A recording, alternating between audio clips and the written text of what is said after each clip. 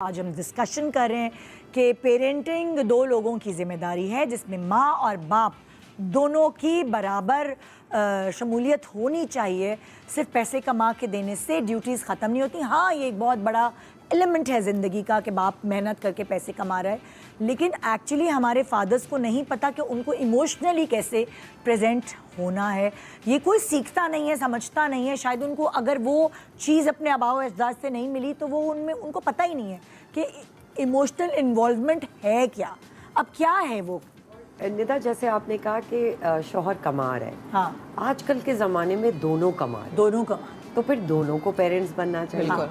تو یہ صرف نہیں ہو سکتا کہ فائنینشیل پرووائڈنگ اگر میں کر رہا ہوں تو باقی اور میرا کام نہیں ہے. اور جیسے آپ نے کہا کہ ایموشنلی انوالوڈ فادرز اس لیے نہیں ہیں بیکاز ہمارے ماں باپ شاید ایموشنلی انوالو نہیں تھے اور ان کے ماں باپ تو بالکل بھی نہیں تھے. تو اٹس اے جنریشنل ٹراما, جو آپ نے بہت اچھا ورڈ یوز کیا.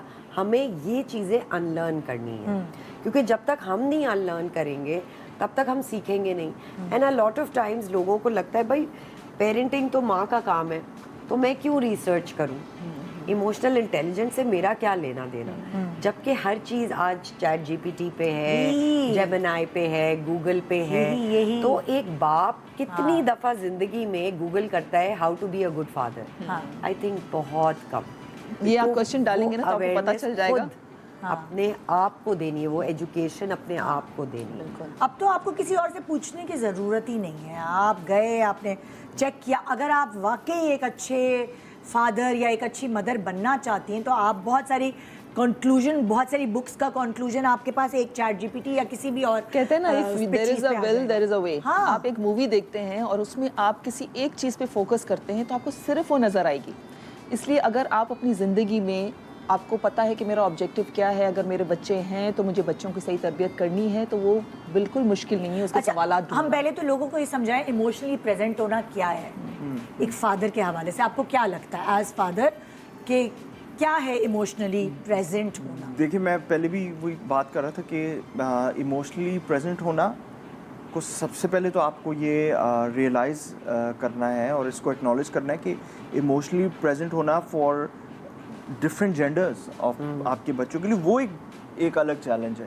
سو اٹس ناٹ جسٹ کہ ہاں میں نے آ کے بچے کو سمجھا دیا یا ڈانٹ دیا یا اس کو کس طرح ٹیکل کیا. کس کو کس طرح ٹیکل کرنا ہے وہ ایک چیلنج ہے. کس ایج میں کس طرح ٹیکل کرنا ہے, کس طرح ٹیکل, یہ بھی تو ایک بات ہے. But obviously like I said یہ تو پیرنٹنگ کا حصہ ہے. آپ کے کیا روٹین ہوتے ہیں آپ کے بچوں کے ساتھ؟ So in terms of like actors کے اندر میں یہی بیٹھا ہوا سوچ رہا تھا کہ ہمارے لیے بڑا آن اینڈ آف ہے فار اسپیشلی موسٹ ایکٹرز کہ 4 مہینے پچھلے سال 6 مہینے میں آپ کو جنرلی بتا رہا ہوں کہ سنڈیز بھی نہیں تھے میرے پاس.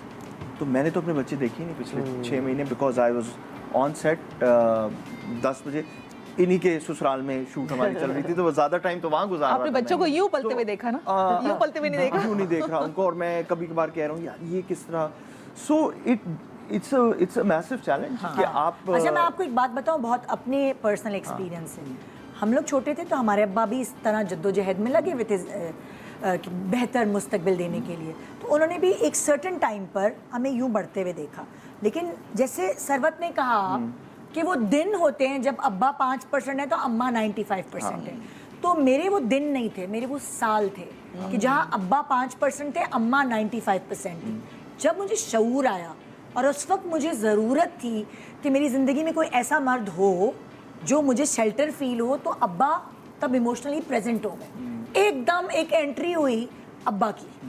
چاہے میری شادی ہونے والی تھی, اس سے کچھ سال پہلے, شادی کے بعد میرے ابا مجھے پریزنٹ لگے. تو مجھے نہیں پتا انہوں نے کیا فارمولا کریٹ کیا کہ اب اس ایج میں آ کے میں فلیش بیک میں جاتی ہوں تو مجھے کبھی اپنے ابا ایموشنلی ایبسنٹ نظر ہی نہیں آئے.